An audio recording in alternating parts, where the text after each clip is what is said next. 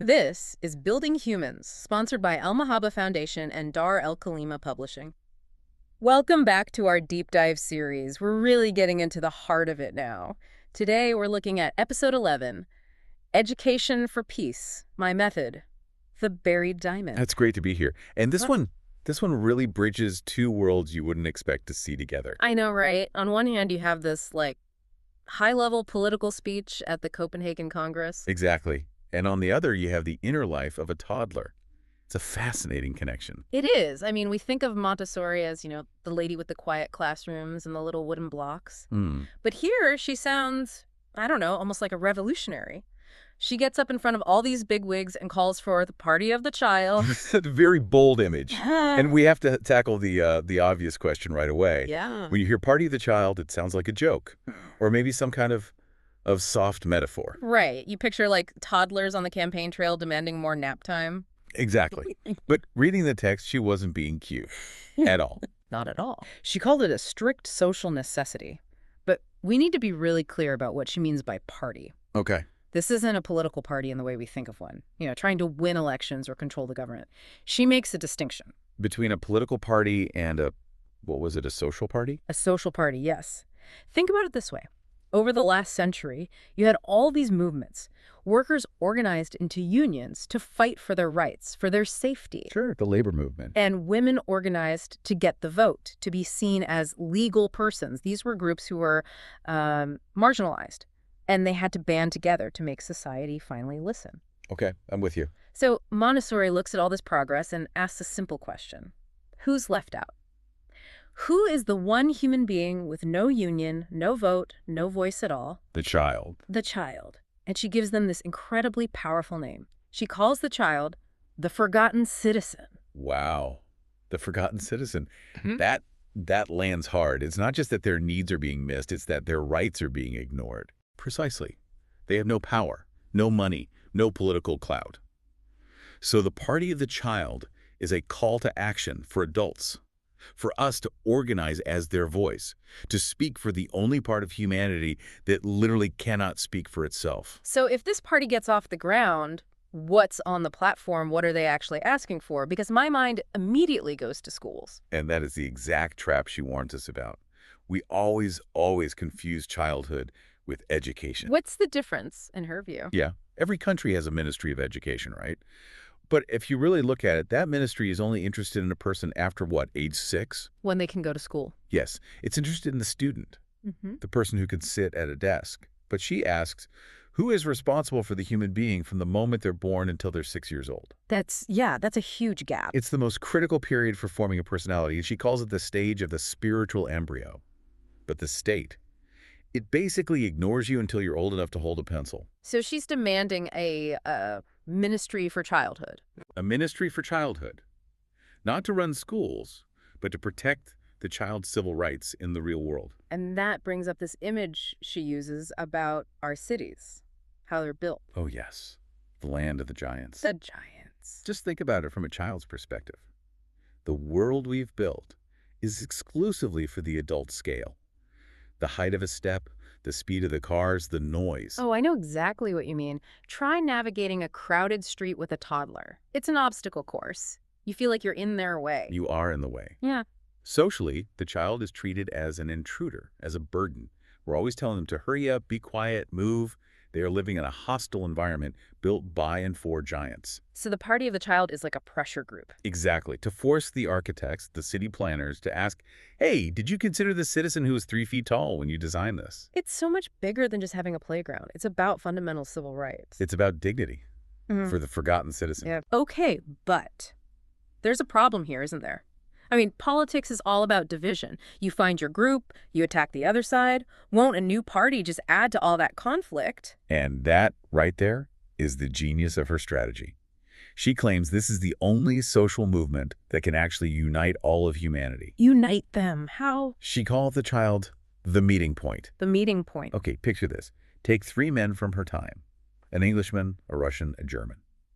In the 1930s, they are enemies. Politically, economically. Yeah.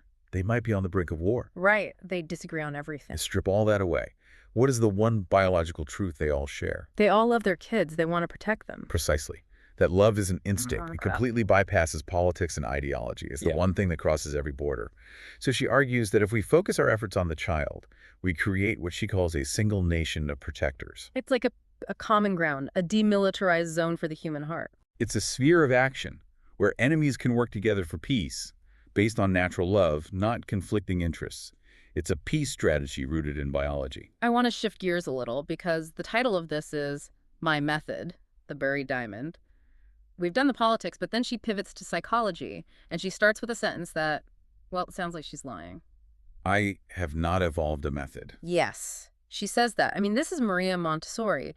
There are thousands of Montessori schools with very specific tools, very strict certifications.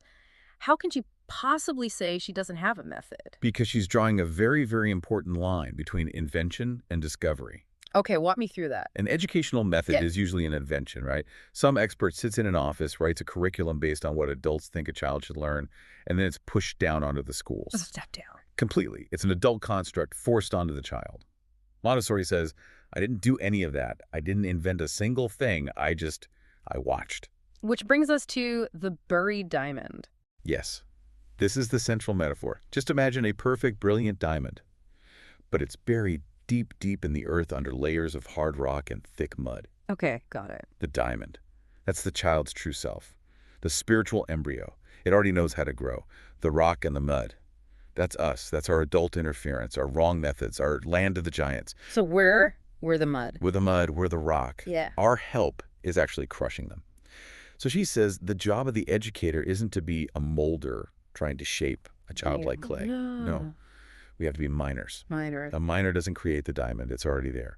The miner's only job is to carefully, painstakingly clear away all the debris so the diamond can finally see the light and shine. That is a complete reversal. Most parenting advice is about adding things, add rules, add lessons. She's saying the job is subtraction. Just get the obstacles out of the way. And when she did that, when she removed the junk, the rigid desks, the meaningless toys, she discovered something that turned the whole world of education on its head. So what was the first thing to shine through? What did that diamond look like? It looked like work. Work. She found that the child, in their natural state, prefers work to play. Okay, now I have to push back. I'm sorry, but every parent listening right now is probably thinking, no way. Kids love to play. They run, they scream, they love toys. You do. But Montessori would argue that a lot of what we call play, that chaotic, aimless energy, is actually a symptom of frustration.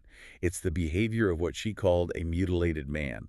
It's what happens when the child's deep need to build themselves is blocked. So what does work mean for a 3-year-old? It's not, a job. Not at all. It's purposeful activity that constructs the self. Yeah. If you give a child a choice between a toy broom and a real child-sized broom, they will almost always choose the real one. They want to actually sweep the floor. They want to wash a real plate. I have seen that. You buy the expensive toy kitchen and they spend an hour trying to open and close the real kitchen cabinet. Because they are driven to master their reality. Right. But here's the key, and she uses another metaphor here.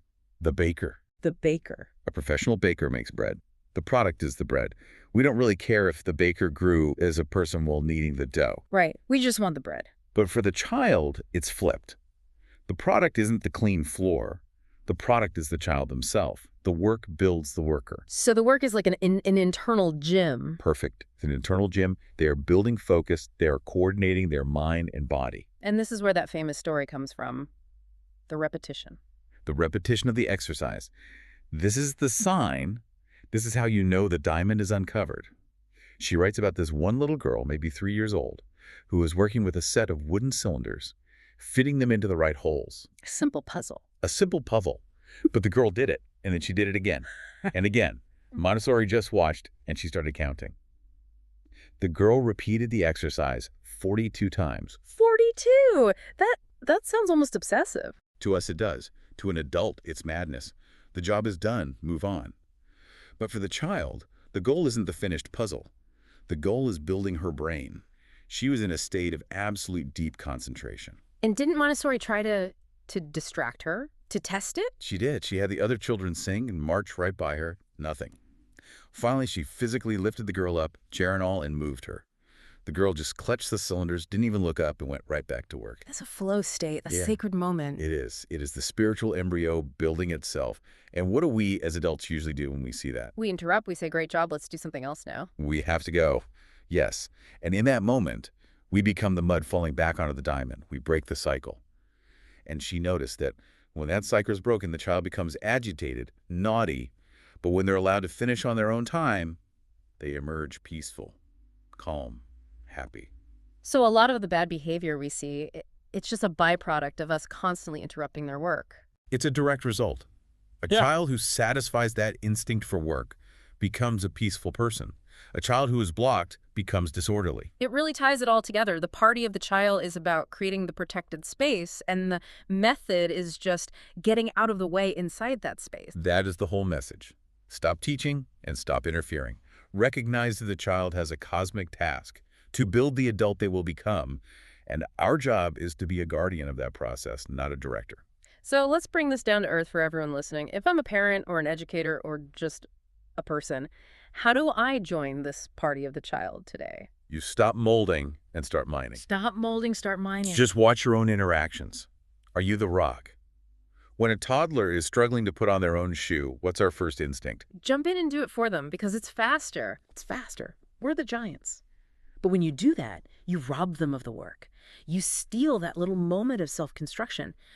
Joining the party isn't about politics. It's about seeing that struggle and having the patience to stand back, to slow down to their pace, to give them the dignity of their own effort. It requires a revolutionary amount of patience. It requires seeing the child as a builder, not as an empty vessel. But the promise is that if we do this, if we liberate that buried diamond, we're not just raising happier children. We're building the only possible foundation for what she called a science of peace. Because peaceful children become peaceful adults. Exactly. That's a heavy and a beautiful thought.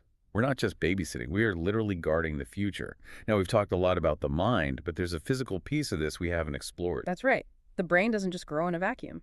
So next time, in episode 12, we're going to dive into the engine of all this work. Movement.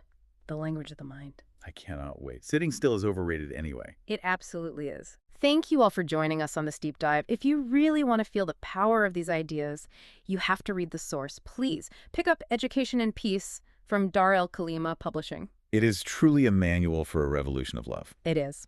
Until next time, please remember our motto here at Building Humans. Love for all, service for everyone. Love for all, service for everyone.